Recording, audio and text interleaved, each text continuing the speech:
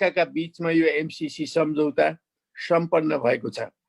त्यो एमसीसी सम्झौता अन्तर्गत अमेरिकाले हामीलाई 500 मिलियन अर्थात् 55 अरब रुपियाँ नेपाललाई अनुदान दिन्छ र हाम्रो तर्फबाट 130 मिलियन अर्थात् 14 अरब रुपियाँ हामीले त्यसमा हाल्नुपर्ने हुन्छ।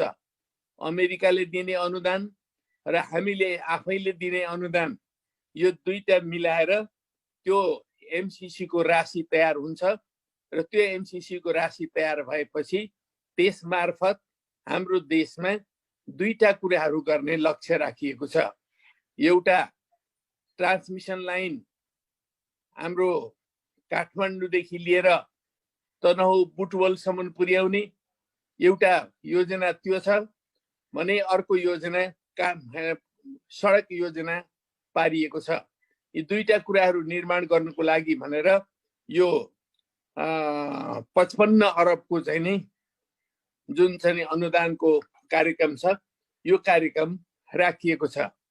हाम्रो देश एउटा अल्प विकसित देश हो र अमेरिका एउटा विकसित देश हो।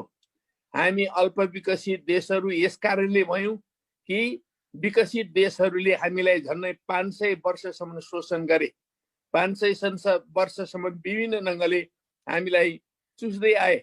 त्यो कारणले संयुक्त राष्ट्र सङ्घ निर्माण भइसकेपछि सबै विकसित मुलुकहरूका सामु पनि अल्प विकसित मुलुकहरू र तेस्रो विश्वका मुलुकहरूको तर्फबाट निरन्तर दबाव भयो। त्यो दबाव भएपछि विकसित मुलुकहरूले अविकसित मुलुकहरूलाई सहयोग गर्नुपर्ने प्रस्ताव संयुक्त राष्ट्र सङ्घले समेत पारित गरेको छ। त्यस आधारमा कैयौं विकसित मुलुकहरूले आफ्नो जीडीपी को केही भाग चाहिँ नि ती देशहरूलाई सहयोग गर्नुपर्ने कुरा राख्दै आइएको छ। तर अमेरिकाले यस्तो खालको सहयोग धेरै नै कम गरेर आएको थियो। धेरै नै कम गरेको अवस्थामा 2000 साल लागिसकेपछि अमेरिकाका सामु पनि एउटा दबाव सिर्जना भयो। त्यो दबाव सिर्जना भएपछि उनले एउटा नयाँ योजना परियोजना बनायो।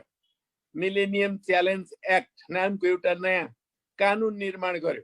त्यो कानुन अन्तर्गत मिलेनियम च्यालेन्ज कर्पोरेसन निर्माण गरेर त्यो कर्पोरेसनका आधारमा विभिन्न देशहरूसँग सम्झौताहरू गर्ने र त्यो सम्झौताहरू मार्फत सहयोग गर्ने प्रक्रियालाई अगाडि बढायो। त्यो प्रक्रिया कतिपय देशहरूमा राम्रै ढङ्गले अगाडि बढेको पनि छ र ती देशहरूको विकास र निर्माणमा योगदान पनि पुगेको छ। तर कतिपय देशहरूको आन्तरिक मामलाहरूमा हस्तक्षेप भएको, उनीहरूको स्वतन्त्रतामा हस्तक्षेप भएको, उनीहरूको सार्वभौम सत्तामा हस्तक्षेप भएको विभिन्न ढङ्गले राष्ट्रहरूले यस्तो महसुस गरेर विवादहरू सिर्जना भए। त्यो विवादको क्रममा कतिपय देशहरूले त्यो अमेरिकी सहयोगलाई अस्वीकार पनि गरेका छन्। तपाईहरुलाई जानकारी होला भर्खरै मात्रै हाम्रै दक्षिण एसियामा रहेको श्रीलङ्काले त्यो त्यस्तै एमसीसी सम्झौता जो हो त्यो सम्झौतालाई अहिले उनीहरूले खारेज गरेका छन्। उनीहरूले पनि सम्झौतामा कैयौं त्रुटिहरू रहेको, कमजोरीहरू रहेको, श्रीलङ्काको सार्वभौम सत्तामाथि त्यसले असर पार्ने कुरा भएको, त्यसो उनीहरूले त्यसलाई सुधार गरियो भने लागू गर्ने, नत्र भने लागू नगर्ने भनेर उनीहरूले त्यसलाई अहिलेका हकमा तत्कालको निम्ति रिजेक्ट गरेका छन्। त्यस्ता खालका घटनाहरू पनि हाम्रा वरिपरि भइरहेको परिप्रेक्ष्यमा हाम्रो देशमा जब सेप्टेम्बर 14, 2017 मा यो सम्झौता भयो, त्यो सम्झौता भइरहेको बेलामा हाम्रो देश अलि अस्थिरताबाट अगाडि बढिरहेको थियो। हामी स्थिरतातर्फ अझै अगाडि बढिसकेका थिएनौँ। त्यो अवस्थामा राष्ट्रले कुन देशसँग कस्ता सम्झौताहरू भइरहेका छन् राम्रोसँगले ध्यान आकर्षण हुन सकिरहेको थिएन। त्यस्तो अवस्थामा दुईटा देशका बीचमा सम्झौता भयो। त्यो सम्झौता भइसकेपछि बिस्तारी बिस्तारी त्यसबारेमा जानकारी हुँदै आयो र त्यही सम्झौतामा राखिएको प्रावधान अनुरूप त्यसलाई संसदबाट अनुमोदन गर्नुपर्ने कुरा समेत राखिएको छ। त्यो अनुमोदन गर्नको लागि भनेर जब संसदमा आयो त्यस पछाडि सांसदहरूलाई पनि जानकारी भयो, सबै राजनीतिक पार्टीहरूलाई पनि जानकारी भयो, सबैको ध्यान आकर्षणमा आयो त्यस पछाडि यो विषय एउटा विवादको विषय बन्न थाल्यो र हामीले पनि क्रमशः अध्ययन गर्न थाल्यौँ। हाम्रो पार्टीले पनि अध्ययन गर्न थाल्यो।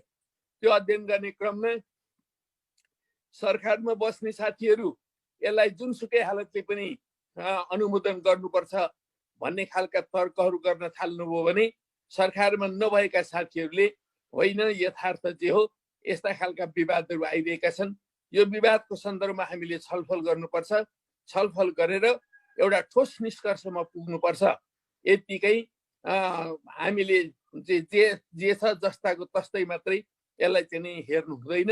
यसभित्र विवादका विषयहरू छन् भने, रहस्यका कुनै विषयहरू छन् भने ती विषयहरू वस्तुहरूमा हामी आफैले अध्ययन गर्नुपर्छ भन्ने खालको सोच पनि विकसित हुँदै गयो। यसरी एउटा अध्ययन गर्नुपर्छ भन्ने सोच, एउटा जस्ताको तस्तै अनुमोदन गरिहाल्नुपर्छ भन्ने सोचका बिचमा हाम्रो पार्टीभित्रै पनि अलिकति बहसहरू हुन थाले। त्यो बहसहरू हुन थालेपछि हाम्रो पार्टीको केन्द्रीय कमिटीको दोस्रो बैठकले एउटा कार्यदल बनाउनु पर्ने आवश्यकता महसुस गर्यो।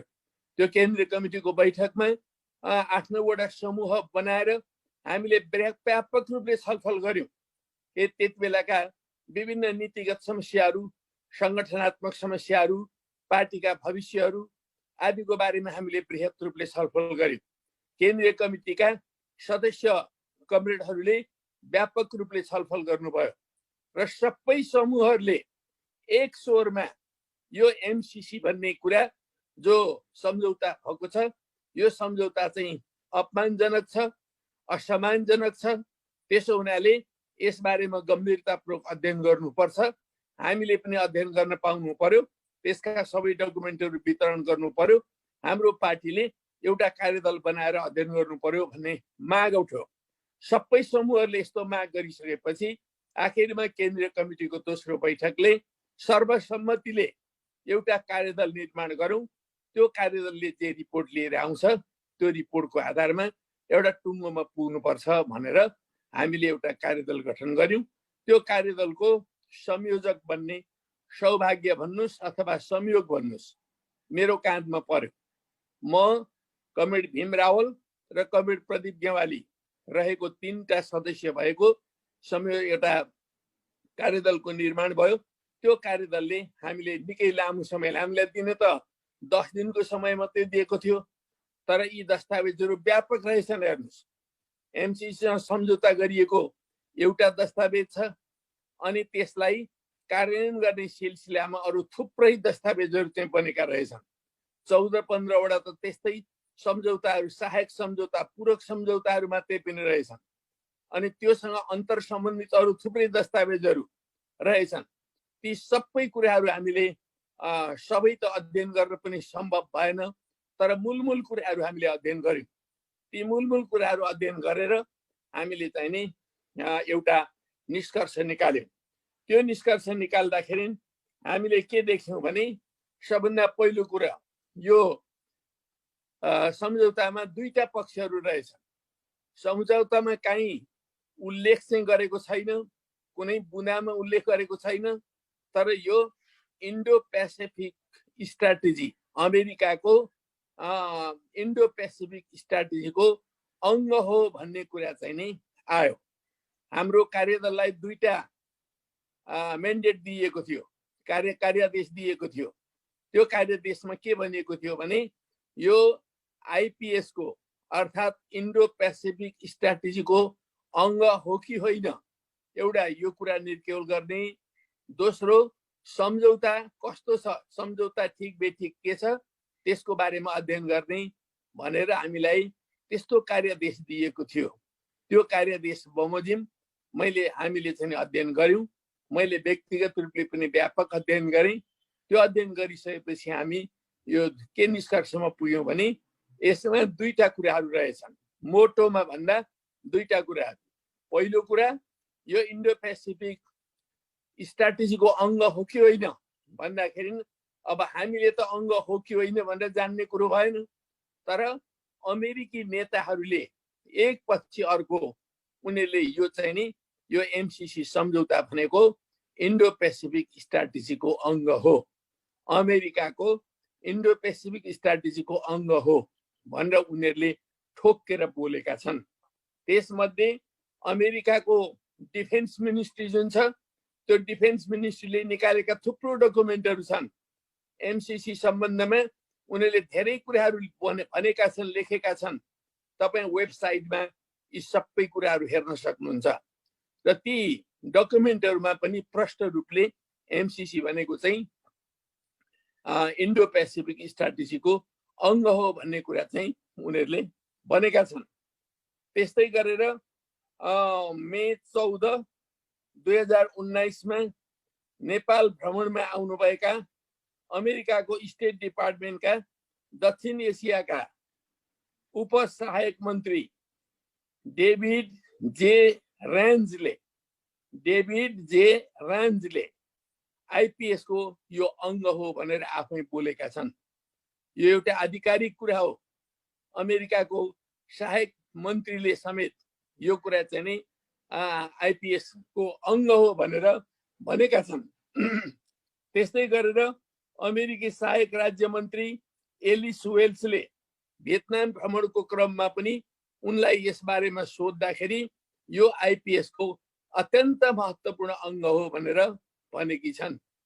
र त्यस्तै गरेर यो अमेरिकाको नेपालमा काठमाडौँमा भएको राजदूतावास जुन छ त्यो राजदूतावासमा कार्यरत एकजना अधिकारी कार्ल रोजर्सले पनि त्यही कुरा बताएका छन्। अनि यस्ता कुराहरू आइसकेपछि स्वाभाविक रूपले यो सम्झौता भनेको एउटा रहस्यमय सम्झौता हो भन्ने खालको चाहिँ नि हामीलाई लाग्नु, नेपाली जनतालाई लाग्नु स्वाभाविक हो। त्यसैले हामी के निष्कर्षमा पुग्यौँ भने यो हामीले आइपीएस चाहिँ नि आइपीएस को अङ्ग हो भनेका होइनौँ, नेपालीहरूले भनेको होइन, नेपालको कुनै पार्टीले बोलेको पनि होइन, तर यो अमेरिकी नेताहरू आफैले बोलेका हुन्। त्यसैले वास्तवमा के हो त? एमसीसी सम्झौता आइपीएस को अङ्ग हो कि होइन त? यो बारेमा अमेरिकीहरूले प्रश्न पार्नुपर्छ स्पष्ट ढङ्गले। यदि यो होइन भने उहाँहरूले लिखितम रूपमा औपचारिक रूपले यो आइपीएस को अङ्ग होइन भनेर भन्नुपर्छ। हामी अमेरिकासँगको सम्बन्धलाई पनि अत्यन्त महत्त्व दिन्छौँ। अमेरिका पनि हाम्रो दौत्य सम्बन्ध भएको मित्र राष्ट्र हो। हामी अमेरिकासँग कुनै प्रकारको सहयोग लिनु हुँदैन भनी ठान्दैनौँ। हाम्रो पार्टी पनि ठान्दैन, हाम्रो सरकार पनि ठान्दैन, हाम्रो देश पनि ठान्दैन। तर चाहिँ नि जुन ढङ्गले यो आइपीएस को अङ्ग हो भनेर अमेरिकी नेताहरू आफैले बोलिरहेका छन् त्यो कुरालाई उनीहरूले प्रश्न पार्नुपर्छ। अङ्ग हो भने हामीले लिन मिल्दैन। मित्रहरू, युवाहरू, हामीले आइपीएस को यो अङ्ग हो भने नेपाल चाहिँ एउटा स्वतन्त्र मुलुक हो, सार्वभौम सत्ता सम्पन्न मुलुक हो। नेपाल भनेको एउटा राष्ट्रिय अखण्डताले युक्त मुलुक हो। यस्तो मुलुकले अरू कसैको पनि हामीले चाहिँ नि स्ट्राटेजीमा संलग्न हुन मिल्दैन। र हाम्रो देशको जन्मकालदेखि नै करिब करिब हामी चाहिँ नि असंलग्न परराष्ट्र नीति लिएर अगाडि बढेका छौँ। अहिलेको सरकारको पनि परराष्ट्र नीति भनेको असंलग्न परराष्ट्र नीति हो। त्यसो हुनाले हामी कुनै पनि प्रकारको चाहिँ नि पावर पोलिटिक्समा संलग्न हुन चाहदैनौँ, कुनै पनि एलायन्समा हामी संलग्न हुन चाहदैनौँ। हामी कुनै पनि मिलिटरी एलायन्सहरूमा हामी चाहिँ संलग्न हुन चाहदैनौँ। हामी कुनै पनि स्ट्राटेजीमा, अरू देशहरूका स्ट्राटेजीमा हामी संलग्न हुन चाहदैनौँ। संलग्न हुनु भनेको हाम्रो परराष्ट्र नीतिका विरुद्ध हुन्छ, हाम्रो असंलग्न नीतिका विरुद्ध हुन्छ। त्यसकारणले हामीले यो आइपीएस को सन्दर्भमा पहिलो निष्कर्ष के निकाल्यौँ भने अमेरिकी नेताहरूले लिखित रूपमा औपचारिक रूपले यो आइपीएस को अङ्ग हो कि होइन प्रष्टीकरण दिनुपर्छ। र उहाँले प्रष्टीकरण दिँदा यो आइपीएस को अङ्ग होइन भन्नुहुन्छ भने हामी यो सहयोगलाई स्वागत गर्न तयार छौँ। किनभने नेपाललाई त धेरै धेरै रिसोर्सेस चाहिएकै छ, साधन चाहिएकै छ। हामीले ट्रान्समिसन लाइन व्यापक रूपले विकास गर्नुपर्ने छ। हामीले 1000 मेगावाट भन्दा बढी विद्युत निकालिसकेका छौँ। अब 2-3 वर्षमा हामी केही हजार मेगावाट निकाल्छौँ। त्यो बिजुलीलाई देशका सबै ठाउँहरूमा पुर्याउनुको लागि र आवश्यक पर्दा बेचबिखन गर्नको लागि वा अरूसँग किन्नको लागि भारतसँग पनि विभिन्न ठाउँहरूमा हामीले ट्रान्समिसन लाइन बनाउनु पर्ने हुन्छ। त्यो ट्रान्समिसन लाइन बनाउने कुरा त हाम्रो अत्यन्त आवश्यक कुरा नै हो। त्यस्ता कुराहरूमा सहयोग हामीले प्राप्त गर्यौं भने त्यो लाभकारी नै हुन्छ। तर त्यो सम्मानजनक हुनु पर्यो र त्यो चाहिँ नि त्यो आइपीएस को अङ्ग हुनु भएन। आइपीएस को अङ्ग होइन भने हामी त्यो कुरालाई लिन तयार छौं। पहिलो कुरा यो हो युवाहरू। र अर्को भनेको के हो, दोस्रो कुरा भनेको के हो भने यो जुन सम्झौता भएको छ त्यो सम्झौतामा थुप्रै यस्ता अपमानजनक कुराहरू छन्। हाम्रो देशको सार्वभौम सत्तालाई प्रभाव पार्ने कुराहरू छन्। ती कुराहरू सच्चिनुपर्छ। ती के कुराहरू हुन् त? के कुराहरू छन् त? त्यसबारेमा म छोटकरीमा बताउन चाहन्छु। सबभन्दा पहिलो कुरा भनेको यो सम्झौता जति बेला गरियो त्यो सम्झौता गरेको दस्तावेजलाई हामीले पल्टाएर हेर्यौं भने पहिलो कुरा नै हामी के देख्छौं भन्दाखेरि, सरी एकैछिन हेर्नुहोस् त यहाँ के बिग्रियो, मैले यसो छोको त्यो भिडियो अफ भयो। भिडियो अन गर्नु होला है। भयो होइन। पहिलो कुरा नै यो सम्झौता ठिक छ, सुनिँदैछ? ठिक छ सुनिँदैछ। हजुर हजुर।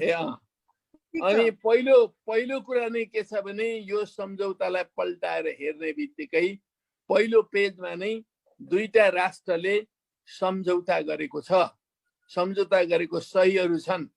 नेपालको तर्फबाट अर्थमन्त्रीले गरेका छन्, अमेरिकाको तर्फबाट त्यो एमसीसी को कर्मचारीले गरेका छन्।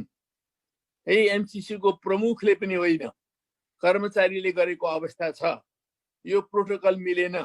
दुईटा देशहरूको बीचमा सम्झौता भएपछि त्यही ढङ्गले गर्नु पर्थ्यो कि त उतापट्टि चाहिँ एमसीसी ले गर्ने हो भने हाम्रो पनि त्यस्तै संस्था निर्माण गरेर त्यो संस्थाको अधिकारीले गर्नु पर्थ्यो।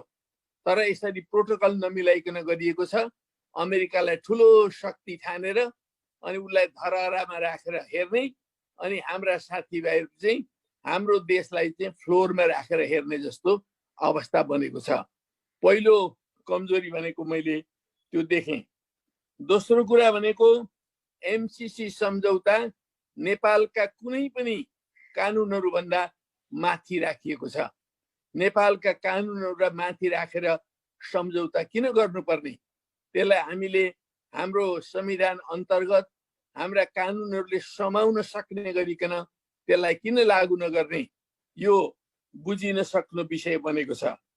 त्यस्तै गरेर त्यो सम्झौताका कतिपय ठाउँहरूमा के भनेको छ भने एमसीसी सम्झौता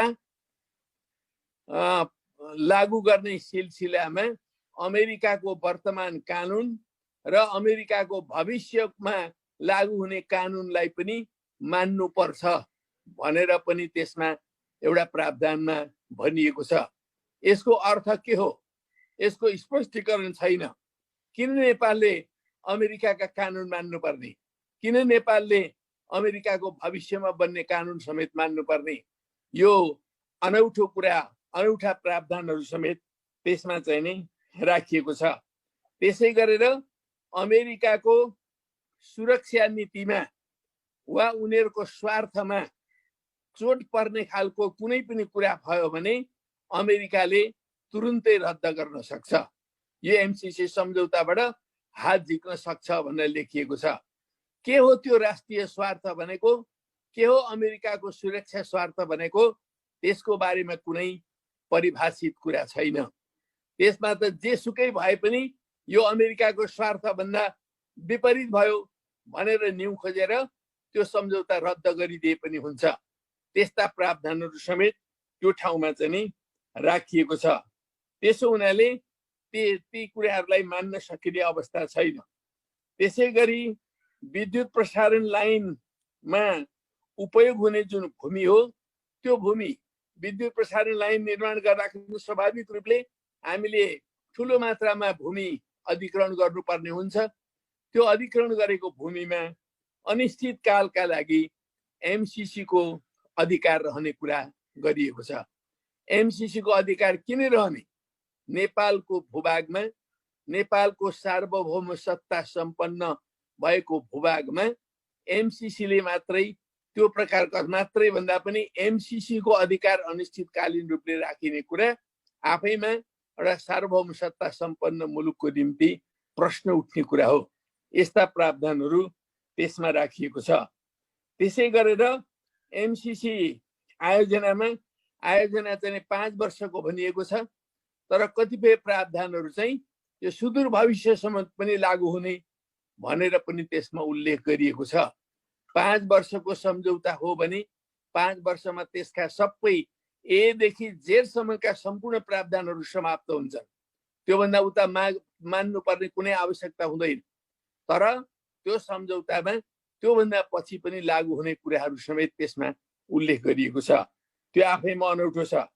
त्यस्तै आयोजनाको सञ्चालन, नियन्त्रण र व्यवस्थापन, सुपरिवेक्षण, यी सबै कुरा चाहिँ नि एमसीसीले गर्ने, नेपाल सरकारले गर्न नपाउने भन्ने खालका प्रावधानहरू पनि छन्।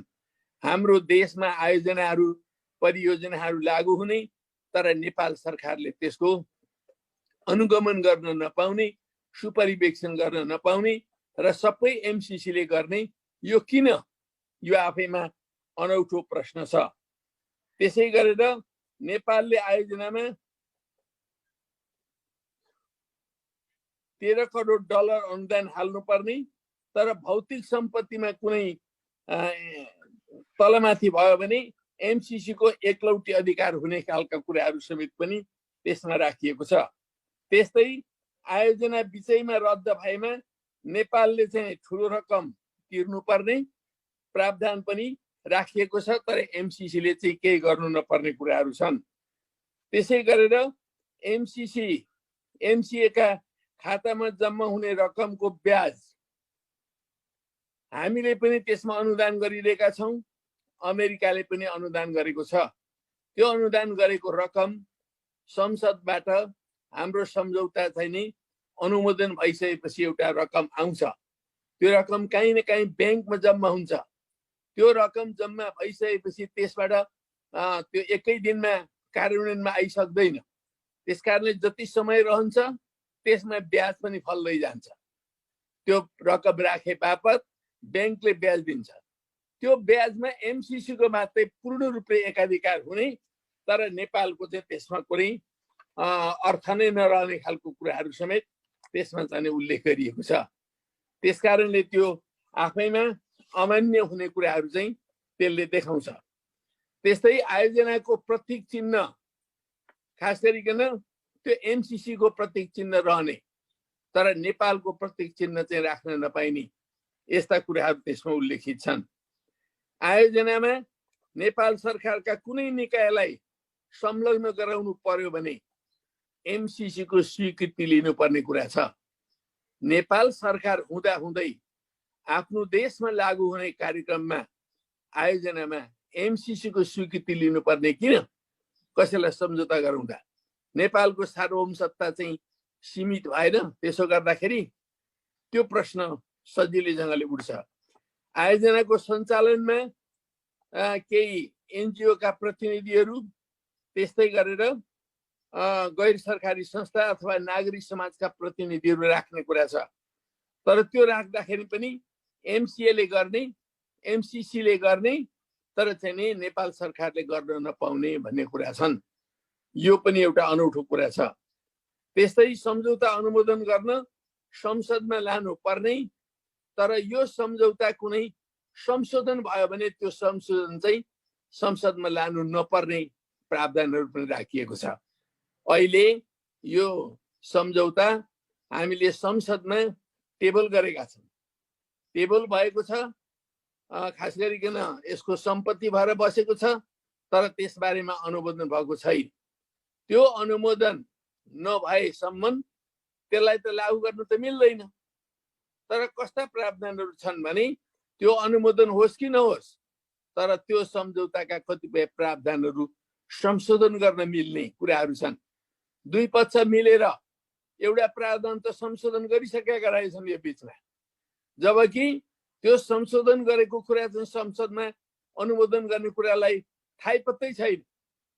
त्यो संशोधन भइसकेको दस्तावेज हामीले अनुमोदन गर्नुपर्ने रहेछ। यस्ता कन्ट्राडिक्टरी कुराहरू समेत त्यसभित्र रहेका छन् र एमसीसी को कारण कुनै क्षतिपूर्ति दिनुपर्ने भएमा नेपाल सरकारले मात्र तिर्नुपर्ने, तर आयोजनाको अनुगमन र सुपरिवेक्षण नेपाल सरकारले गर्न नपाउने भनेको छ। आफूले सुपरिवेक्षण चाहिँ गर्न नपाउने, तर क्षतिपूर्ति दिनुपर्ने भयो भने चाहिँ सम्पूर्ण रूपले नेपालले दिनुपर्ने जस्ता कुराहरू त्यसमा उल्लेखित गरिएका छन्।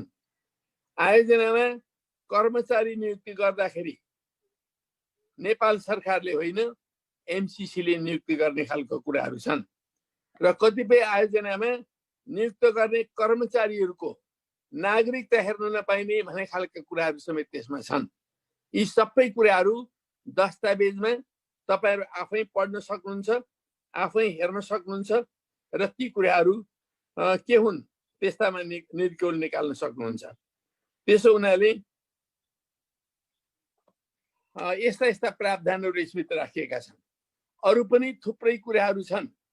यो दस्तावेज को सन्दर्भमा हामीले अध्ययन गर्दाखेरि निकालेका 30-35 वटा चाहिँ नि यस्ता त्रुटिपूर्ण प्रावधानहरू रहेका छन् जसलाई सच्याउनु जरुरी छ।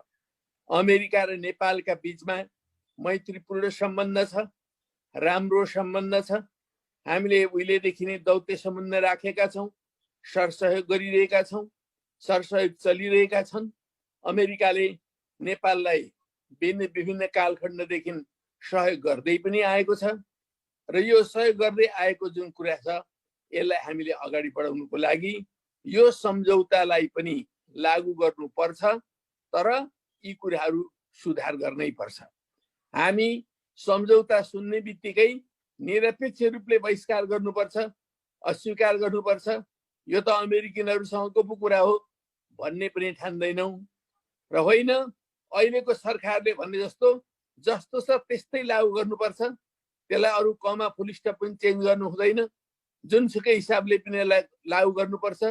अघिल्लो सरकारले गरेको कुरा हो, यो त सरकारको अविच्छिन्न अधिकार हुन्छ। पहिलो सरकारले गरेको कुरा पछिल्लो सरकारले लागू गर्नै पर्छ भन्ने पक्षमा पनि हामी छैनौं। यो निरपेक्ष स्वीकारवाद, निरपेक्ष अस्वीकारवाद, यो दुईटै कुराहरू गलत हुन्छन्। हामीले तथ्यहरूको आधारमा सत्य पत्ता लगाउने हो। हामीले कुनै आग्रह राखेर अगाडि बढ्नु जरुरी छैन, पूर्वाग्रह राखेर पनि अगाडि बढ्नु जरुरी छैन। तर एमसीसी सम्झौताकै दस्तावेजमा यत्रा विधि त्रुटिहरू देखा परेपछि ती कुराहरूलाई प्रष्टीकरण गर्ने, तिनीहरूलाई सुधार गर्ने, तिनीहरूलाई अझ परिमार्जित गर्ने, परिष्कृत गर्ने, यो काम गर्नु अत्यन्त जरुरी छ। त्यसो गरियो भने हामीलाई अमेरिकाको अनुदान लिनलाई केही आपत्ति छैन। त्यो त अनुदान हो नि, अनुदानको रकम महत्त्वपूर्ण रकम पनि हो। तर अनुदान पाइयो भन्दैमा अनावश्यक शर्तहरू, आफ्नो देशको स्वतन्त्रतालाई तलमाथि पार्ने खालका शर्तहरू, सार्वभौम सत्तालाई आँच पुर्याउने शर्तहरू राखेर कुनै पनि सरसहयोग हाम्रो देशले लिन सक्दैन। यो 21औं शताब्दीको तेस्रो दशकमा प्रवेश गरिरहेको राष्ट्रले लिन सक्दैन। हाम्रो हेर्नुस् न, अहिलेसम्म सिमानासम्म अंकित भएको छैन। हामीले आफ्नो सिमाना अंकित गर्नुको लागि अहिले पनि लडाईँ लड्नु परेको छ। लिम्पियाधुरा, कालापानी, लिपु लेक हाम्रो हो भनेर भन्दाखेरि छिमेकीहरू हामीलाई राम्रो ठानिरहेका छैनन्। त्यसो हुनाले यस्तो बेलासम्म पनि हामीले हाम्रा सिमाना संस्था समस्यालाई समेत पनि जुझ्नु परिरहेको बेलामा अरू सम्झौताहरू गर्दा हामीले होशियारी पूर्वक गर्नुपर्छ। हामी अब स्वतन्त्र छौं, हामी सार्वभौम सत्ता सम्पन्न छौं, राष्ट्रिय अखण्डताले युक्त छौं, हामी स्वाधीन, हामी स्वतन्त्र मुलुक हौं र हामीले कुनै पनि देशसँग गर्ने सहमति सम्झौताहरू समानताको आधारमा गर्नुपर्छ। संसारमा ठूला देशहरू पनि छन्, साना देशहरू पनि छन्, संसारमा शक्तिशाली देशहरू पनि छन्, कमजोर देशहरू पनि छन्। संसारमा धेरै साधन स्रोतहरूका भएका देशहरू पनि छन्, कम साधन स्रोतहरू भएका देशहरू पनि छन्। तर जत्रा जत्रा देशहरू भए पनि उनीहरूको सार्वभौम शक्ति अथवा सार्वभौमिकता भनेको जहिले पनि समान हुन्छ। हामी संयुक्त राज्य अमेरिका र नेपालको बीचको सार्वभौम सत्ता बराबरी हो। अमेरिकाको सार्वभौम सत्ता चाहिँ ठुलो अनि नेपालको चाहिँ सानो हुन सक्दैन। हामीले त्यो स्वाभिमानका साथमा, त्यो स्वतन्त्रता बोधका साथमा हामीले एउटा स्वतन्त्र मुलुकको नेतृत्वको हैसियतले 21औं शताब्दीको तेस्रो दशकको नेतृत्वको हैसियतले हामी उभिनुपर्छ। लाचार भएर होइन, अरूको प्यादा भएर पनि होइन, अरूले जे गर्छन् त्यही कुरालाई जस्ताको तस्तै मान्नुपर्छ भनेर होइन। हाम्रो राष्ट्रिय हित के हो त्यसलाई सर्वोपरि राखेर हामी एउटा टुङ्गोमा पुग्नुपर्छ र यसलाई अगाडि बढाउनु पर्ने हुन्छ। एमसीसी सम्झौतालाई हामीले निष्कर्षमा पुर्याउनुको निम्ति सबभन्दा पहिलो कुरा भनेको आईपीएस को अङ्ग हो कि होइन प्रश्न हुनुपर्छ र दोस्रो कुरा भनेको एमसीसी को सम्झौतामा अघि मैले उल्लेख गरेका जुन कमी त्रुटिहरू छन् अथवा प्रष्टीकरण गर्नुपर्ने पक्षहरू छन् ती कुराहरूलाई सच्याइनुपर्छ। यो दुईटा कुरा भयो भने नेपालले यो सम्झौतालाई स्वागत गर्छ। तर यस्तो सम्झौताको बारेमा हाम्रो पार्टीको केन्द्रीय कमिटीको दोस्रो बैठकले जुन ढङ्गले कार्यदल निर्माण गरेर व्यापक रूपले अध्ययन गर्यो र त्यो अध्ययन गरेर हामीले त्यसको प्रतिवेदन समेत निकाल्यौं र त्यो प्रतिवेदन हामीले हाम्रो गौरवमय पार्टी नेकपाका दुईटा अध्यक्षहरूलाई बुझाएका छौं। एउटा अध्यक्ष कमरेड प्रचण्ड अब यसलाई चाँडोभन्दा चाँडो टुङ्गोमा पुर्याउन यसलाई कमिटीका बैठकहरू राखौ भनेर पटक पटक भनिरहनु भएको छ। तर एउटा अध्यक्ष सम्माननीय प्रधानमन्त्री कमरेड केपी शर्मा ओली अहिलेसम्म बैठक राख्न तयार हुनुभएको छैन। त्यसैले यो समस्याको समाधान भनेको अब हामी यो विषयमा के बोल्ने, कोही एकदम यो एमसीसी सम्झौता ठिक छ भन्ने अवस्थामा हुनुहुन्छ, कोही होइन यो बेठिक छ सच्याउनु पर्छ भन्ने अवस्थामा हुनुहुन्छ, कोही कोही त होइन यो त एकदमै गलत हो, यो अमेरिकाको चाहिँ चीन घेर्ने रणनीति हो, त्यसकारण यसलाई टोटल बहिष्कार गर्नुपर्छ भन्ने पक्षमा पनि हुनुहुन्छ। के हो त नेकपाको भोइस, के हो त नेकपाको धारणा? आज नेकपाका 8 लाख सदस्यहरू र नेकपाका 25 वटा जनवर्गीय संगठनका नेता र कार्यकर्ताहरू आज नेकपासँग यो कमन धारणा के हो, पार्टीको धारणा के हो त्यो माग गरिरहनु भएको छ र यो अत्यन्त जायज माग हो। त्यो जायज मागलाई परिपूर्ति गर्नको निम्ति हाम्रो पार्टीले अविलम्ब पार्टी कमिटीका बैठक गर्नुपर्छ। स्थायी समितिको बैठक माग भइरहेको छ, स्थायी कमिटीको बैठक राख्नु पर्यो भनेर पटक पटक हामीले माग गरिरहेका छौं। स्थायी कमिटीका 20 जना सदस्यहरूले समेत लिखित रूपमा पनि माग गर्नुभएको छ। तर अहिलेसम्म स्थायी समितिको बैठक आयोजना हुन सकिरहेको छैन। यसले गर्दा अहिले पनि एमसीसी को बारेमा कोही पक्षमा र कोही विपक्षमा हुने एउटा स्थिति बनेको छ। चाँडोभन्दा चाँडो बैठक गरेर यस बारेमा छलफल गर्नु